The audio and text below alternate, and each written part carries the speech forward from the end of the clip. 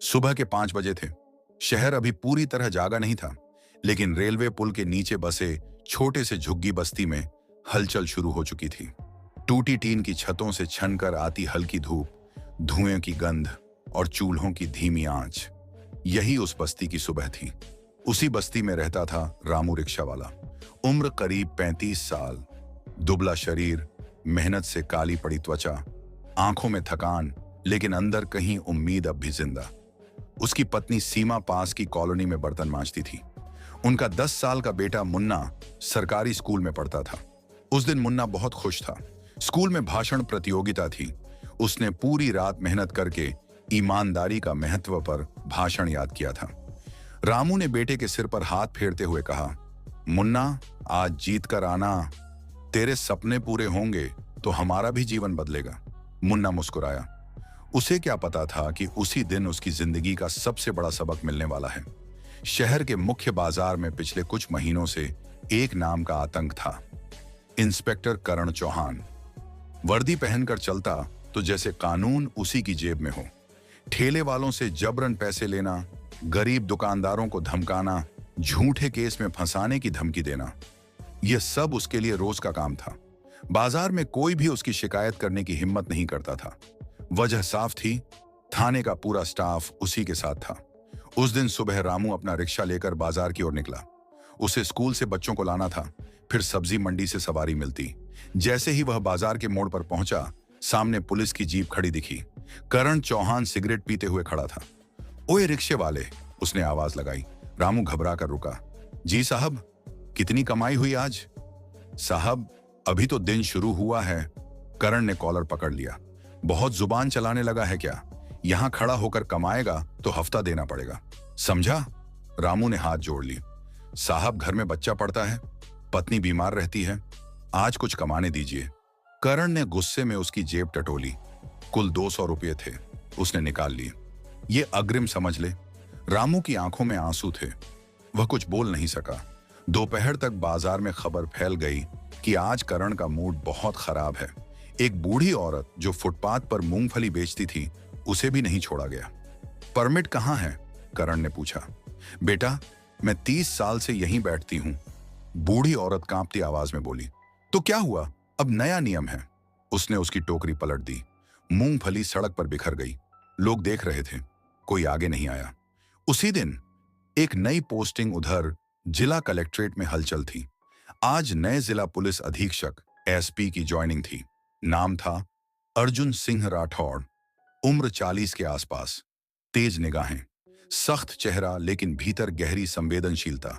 उन्होंने आते ही पहली मीटिंग में साफ शब्दों में कहा, मुझे आंकड़े नहीं चाहिए, मुझे सच्चाई चाहिए। इस जिले में अगर कोई गरीब थाने जाने से डरता है तो समझिए हमारी वर्दी बेकार है। कुछ अफसरों ने नजरें झुका ली। करण चौहान भी वहीं बैठा था। होंठों पर हल्की मुस्कान थी। उसे लगा 2 दिन का जोश है। शाम को अर्जुन सिंह ने अचानक बिना सूचना दिए बाजार का निरीक्षण करने का फैसला किया। सरकारी गाड़ी दूर खड़ी कर दी। साधारण कपड़ों में निकल पड़े। जैसे ही वह बाजार के कोने पर पहुंचे, उन्होंने देखा रामू सड़क किनारे बैठा रो रहा था। रिक्शा एक तरफ पड़ा था। अर्जुन ने पास जाकर पूछा, क्या हुआ? रामू पहले तो डर गया, फिर बोला, कुछ नहीं साहब, किस्मत खराब है। अर्जुन ने शांत स्वर में कहा, सच बताओ। रामू की आंखें भर आईं। उसने पूरी बात बता दी। हफ्ता, पैसे छीनना, धमकी। अर्जुन की मुट्ठियां भींच गईं। किसने किया? रामू ने चारों ओर देखा, धीमे से बोला, इंस्पेक्टर करण चौहान। अर्जुन कुछ क्षण चुप रहे, फिर बोले, अगर तुम्हें न्याय मिले तो क्या गवाही दोगे? रामू घबरा गया। साहब, वो बहुत बड़ा आदमी है, मेरा घर उजड़ जाएगा। अर्जुन ने उसकी आंखों में देखते हुए कहा, जब तक मैं हूं, कोई तुम्हें छू नहीं सकता। रामू को पहली बार किसी अधिकारी की आवाज में भरोसा सुनाई दिया। उसी समय दूर से पुलिस की जीप की आवाज आई। कर्ण चौहान बाजार में दोबारा दाखिल हो रहा था। अर्जुन ने सिर झुका लिया। भीड़ में खड़े रहे। करण ने आते ही एक फल वाले को थप्पड़ मार दिया। लाइसेंस दिखा। भीड़ सन्न थी। अर्जुन की आंखों में अब गुस्सा साफ दिख रहा था। उन्होंने जेब से मोबाइल निकाला, वीडियो रिकॉर्डिंग शुरू कर दी। करण को जरा भी अंदाजा नहीं था कि आज उसकी हर हरकत रिकॉर्ड हो रही है। वह लगातार गरीबों को धमका रहा था, अर्जुन धीरे धीरे आगे बढ़े। अब दोनों आमने सामने थे। करण ने घूर कर पूछा, कौन हो तुम? बहुत देर से घूम रहे हो इधर। अर्जुन ने शांत स्वर में कहा, एक नागरिक। तो निकलो यहां से, ज्यादा सवाल मत करो। अर्जुन की आंखों में अजीब सी चमक थी। उन्होंने जेब से अपना पहचान पत्र निकाला, लेकिन अभी दिखाया नहीं। बस मुस्कुराकर बोले, कल सुबह 10 बजे थाने में मिलते हैं। इंस्पेक्टर साहब। करण चौंका, तुम हो कौन? अर्जुन ने पहली बार सीधा देखा। कल पता चल जाएगा। और वह भीड़ में गायब हो गए। करण के मन में हल्की बेचैनी उतर चुकी थी। उसे पहली बार लगा, आज कुछ गड़बड़ हो गया है। रात गहराने लगी थी, लेकिन इंस्पेक्टर करण चौहान के दिमाग में बेचैनी का तूफान चल रहा था। वह अपने केबिन में बैठा फाइलें उलट पलट रहा था, पर ध्यान कहीं और था। वो आदमी था कौन? यह सवाल बार बार उसके मन में उठ रहा था। उधर दूसरी तरफ जिला पुलिस अधीक्षक अर्जुन सिंह राठौड़ अपने सरकारी आवास पर पहुंचे। उन्होंने सबसे पहले दिन भर की रिकॉर्डिंग सुरक्षित की। वीडियो साफ था। हर धमकी, हर बदतमीजी, हर अवैध वसूली, सब कुछ दर्ज था। अर्जुन ने अपने निजी सहायक को बुलाया।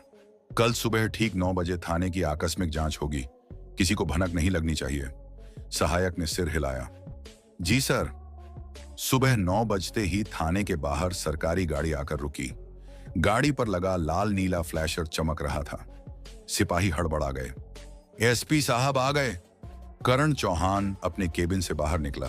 चेहरे पर बनावटी आत्मविश्वास था। अर्जुन सिंह तेज कदमों से अंदर आए। उनकी आंखें पूरे परिसर को परख रही थीं। रिकॉर्ड रूम दिखाइए, उन्होंने शांत स्वर में कहा। फाइलें खोली गईं। कई शिकायतें लंबित थीं। कुछ आवेदन बिना एंट्री के रखे मिले। रिश्वत के संकेत साफ थे। अर्जुन ने कुछ नहीं कहा, बस नोट्स बनाते रहे। आखिरकार वह क्षण आ ही गया। अर्जुन सीधे करण के केबिन में पहुंचे। करण ने औपचारिक सलाम किया। Good morning sir. अर्जुन ने जेब से मोबाइल निकाला, वीडियो चलाया। कमरे में सन्नाटा छा गया। स्क्रीन पर वही दृश्य था, गरीबों से वसूली, धमकी, मारपीट। करण के चेहरे का रंग उड़ गया। सर, ये एडिटेड हो सकता है। उसकी आवाज कांप रही थी। अर्जुन की आंखें कठोर हो गईं। कानून की वर्दी पहनकर तुमने कानून का मजाक बनाया है। करण कुछ बोल नहीं सका। अर्जुन ने तुरंत आदेश दिया, रामू रिक्शा चालक और बाजार के 5 लोगों को बुलाया जाए। खबर बाजार तक पहुंची। रामू का दिल जोर जोर से धड़क रहा था। सीमा ने उसका हाथ पकड़ा। डरना मत, सच बोलना। रामू थाने पहुंचा। पहली बार उसे लगा कि शायद न्याय सच में मिल सकता है। एक एक कर गवाह सामने आए। शुरू में आवाज कांप रही थी, पर जब अर्जुन ने भरोसा दिया, कोई तुम्हें छू नहीं सकता, तो सबने खुलकर बयान दिया। जांच आगे बढ़ी तो एक चौंकाने वाला सच सामने आया। करण अकेला नहीं था। थाने का मुंशी, 2 सिपाही, यहां तक कि एक हवलदार भी इस अवैध वसूली में हिस्सेदार थे। हर हफ्ते बाजार से मोटी रकम इकट्ठी होती और बांटी जाती। अर्जुन ने पूरी टीम को लाइन में खड़ा कराया। आज से यह खेल खत्म। उन्होंने विभागीय जांच के आदेश दिए। दोपहर 12 बजे तक आदेश जारी हो चुका था। इंस्पेक्टर करण चौहान तत्काल प्रभाव से निलंबित, 2 सिपाही निलंबित, मुंशी जांच लंबित रहते हुए पद से हटाया गया। पूरा थाना स्तब्ध था। करण गुस्से और शर्म के बीच खड़ा था। सर, एक मौका दे दीजिए, उसने धीमे स्वर में कहा। अर्जुन ने सीधा जवाब दिया, मौका गरीबों ने भी मांगा था, तुमने दिया था क्या? करण की आंखें झुक गईं। जब यह खबर बाजार पहुंची, लोगों को यकीन नहीं हुआ। रामू ने अपनी जेब टटोली। आज पहली बार किसी ने उससे 1 रुपया नहीं छीना था। बूढ़ी मूंगफली वाली ने फिर से टोकरी सजाई। उसकी आंखों में हल्की चमक थी। लोगों ने पहली बार खुलकर बात की। शायद अब हालात बदलेंगे। शाम को अर्जुन सिंह अपने ऑफिस में अकेले बैठे थे। उन्होंने जांच रिपोर्ट पढ़ी। कई पुराने केस संदिग्ध लगे।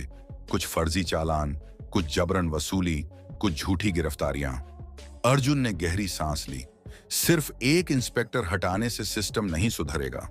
उन्होंने एक बड़ा निर्णय लिया। अगले दिन प्रेस कॉन्फ्रेंस बुलाई गई। अर्जुन ने साफ कहा, अब जिले में जन सुनवाई दिवस हर सप्ताह होगा। कोई भी नागरिक सीधे एसपी कार्यालय में शिकायत दर्ज करा सकेगा। थानों में सीसीटीवी अनिवार्य होंगे। रिश्वत की शिकायत पर तत्काल कार्रवाई होगी। पत्रकारों ने सवाल पूछे। अर्जुन ने हर सवाल का सीधा जवाब दिया। लेकिन कहानी का असली मोड़ अभी बाकी था। रात में अर्जुन को एक गुमनाम फोन आया। सर, आपने गलत लोगों को छेड़ दिया है।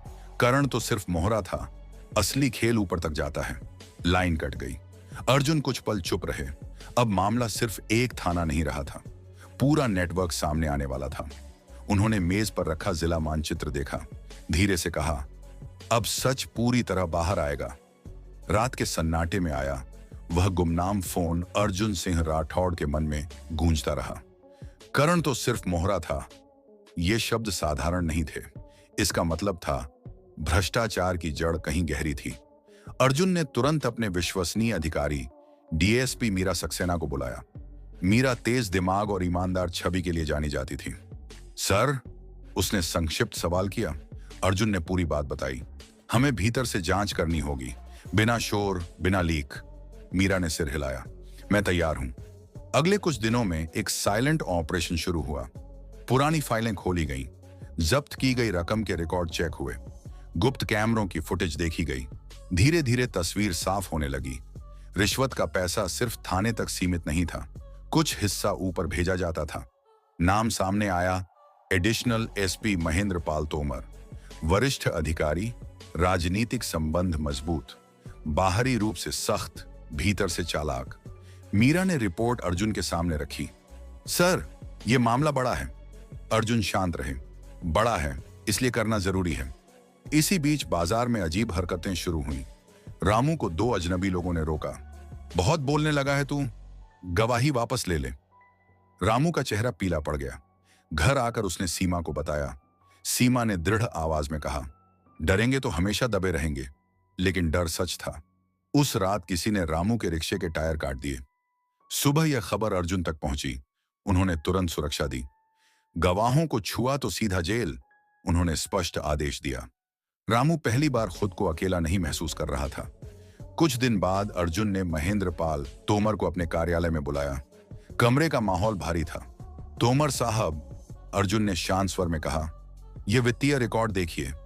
तोमर ने नजर डाली, चेहरा निर्विकार रखने की कोशिश की। यह सब मनगढ़ंत है। अर्जुन ने दूसरी फाइल खोली, बैंक ट्रांजैक्शन का विवरण। यह भी? तोमर की आंखों में पहली बार हल्की बेचैनी दिखी। आप समझते नहीं हैं, सिस्टम ऐसे ही चलता है, उसने धीमे स्वर में कहा। अर्जुन की आवाज कठोर हो गई। सिस्टम कानून से चलता है, लालच से नहीं। जांच पूरी होते ही अर्जुन ने गृह विभाग को विस्तृत रिपोर्ट भेजी। साक्ष्य इतने मजबूत थे कि मामला दबाना आसान नहीं था। महेंद्र पाल तोमर को तत्काल प्रभाव से अवकाश पर भेजा गया। विभागीय जांच और सतर्कता टीम सक्रिय हुई। जिले में हलचल मच गई। अब असर दिखने लगा। थानों में पारदर्शी शिकायत पेटियां लगाई गईं। सीसीटीवी लाइव मॉनिटरिंग शुरू हुई। हर हफ्ते सार्वजनिक सुनवाई होने लगी। बाजार का माहौल बदल गया। रामू अब बिना डर रिक्शा चलाता था। मूंगफली वाली अम्मा फिर से मुस्कुराती थी। लोग थाने जाने से पहले कांपते नहीं थे। एक दिन जन सुनवाई में एक बुजुर्ग किसान आया। साहब, पहली बार लग रहा है कि पुलिस हमारी है। यह सुनकर अर्जुन की आंखों में संतोष की हल्की चमक आई। कुछ महीने बाद जिला अपराध दर में गिरावट दर्ज हुई। भ्रष्टाचार की शिकायतें कम हुई। नए अफसरों को स्पष्ट संदेश मिला, यहां ईमानदारी से ही काम होगा। रामू का बेटा मुन्ना फिर से भाषण प्रतियोगिता में खड़ा था। इस बार उसका विषय था साहस से बदलाव। मंच से उसने कहा, जब कोई एक व्यक्ति सच के लिए खड़ा होता है तो पूरा शहर बदल सकता है। भीड़ में बैठे अर्जुन सिंह ने ताली बजाई। उनकी नजर रामू से मिली। दोनों की आंखों में एक ही बात थी, न्याय संभव है। वर्दी ताकत नहीं, जिम्मेदारी है। भ्रष्टाचार चाहे जितना गहरा हो, ईमानदारी उसे हिला सकती है। गरीब की आवाज अगर सही हाथों तक पहुंचे तो सिस्टम बदल सकता है। डर खत्म होते ही समाज मजबूत हो जाता है।